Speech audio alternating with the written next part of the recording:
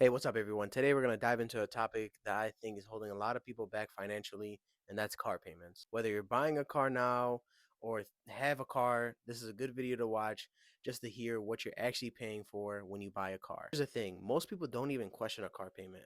400, 500, 600, $700 for a car, no problem, let's do it. And that's the thing where I feel like is a big downfall of a lot of people financially, just because they don't realize what they're actually paying for. One, the interest.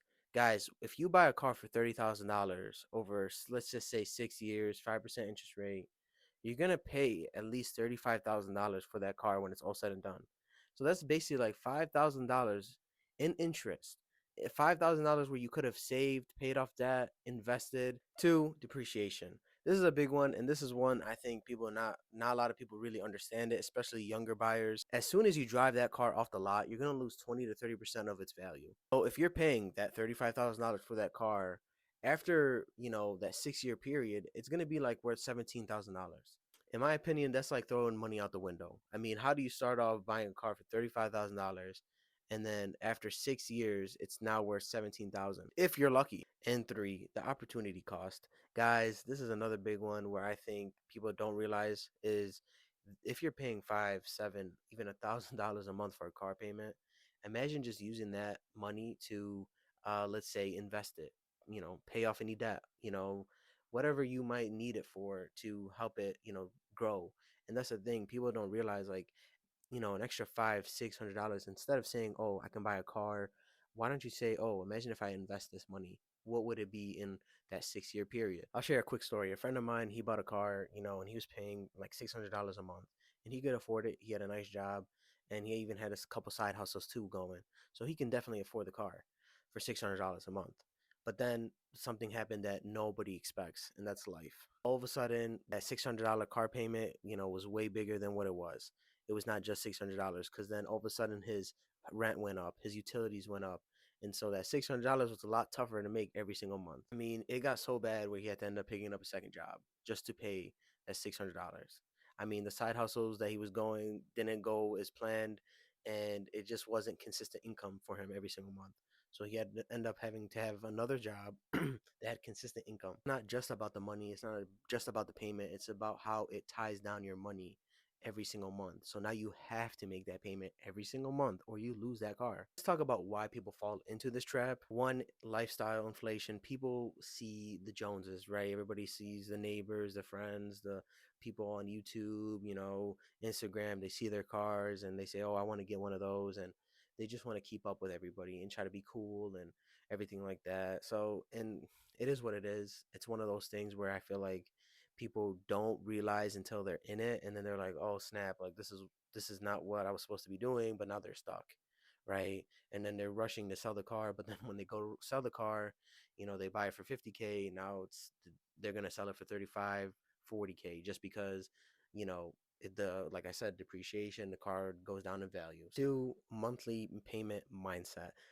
This is one that I think is hurting a lot of people, not just in car payments, but in just house payments and bills, whatever it might be. Is they think, oh, $300, $400, $500 a month, it's not that bad. I can afford it. But like I said, it traps your money. Like I was talking about my friend earlier. Like, that $600 wasn't just $600 every single month. Like, it was way more painful to make that payment just because he had other things that he had to pay for. So at the end of the day, who wins in this situation? It's the bank, the dealerships, but not you. Let's talk about what you should do instead. What do you do if you need a car but don't want to go broke, but you need a car, right? Here's what I recommend. Instead of buying a new car, buy a used car. At the end of the day, depreciation costs went down drastically on that car, so you don't got to worry about that as much. And now you're paying a car that's cheaper, and try to go for a car that's like 2 3 years. So like it's 2025 that I'm recording this officially, July 1st. So, try to find a car that's in 2022, in that range, 2021 even. Just try to find a car 2 to 3 years old and you should be fine. Two, and this is a big one, and this is a tough one, but save money and pay cash.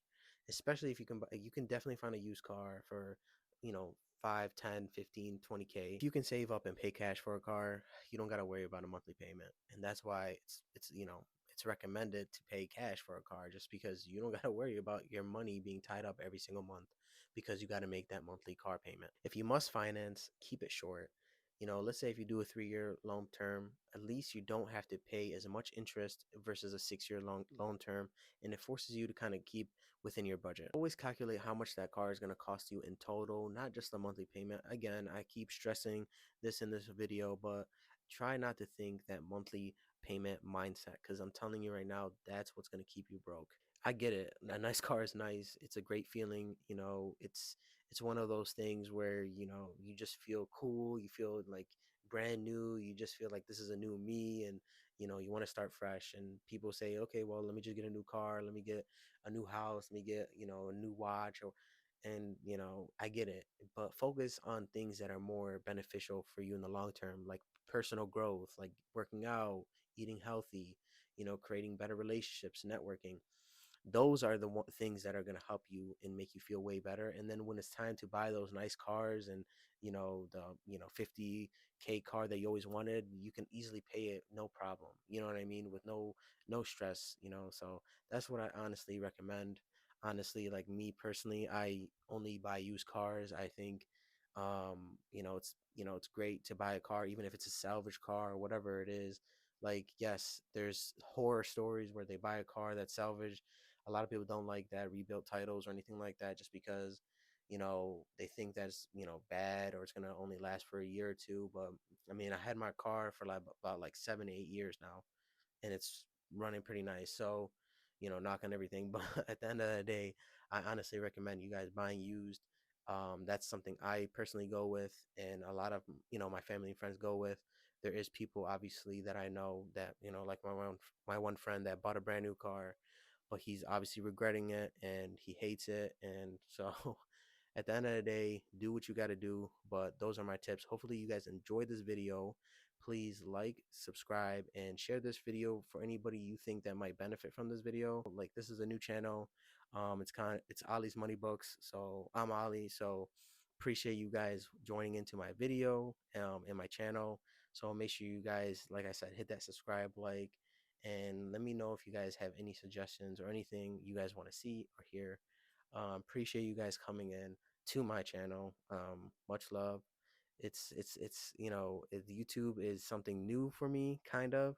So I'm trying to expand on YouTube. I always wanted to be on YouTube. So I mean, my real name is Ahmed, so I just say Ali's Money Books because it's my last name, so it's kind of easy to remember. But appreciate you guys coming to my channel. Appreciate everybody, hitting that like button if you guys did. If you guys stayed to the end of this video, I mean, hit me a thumbs up.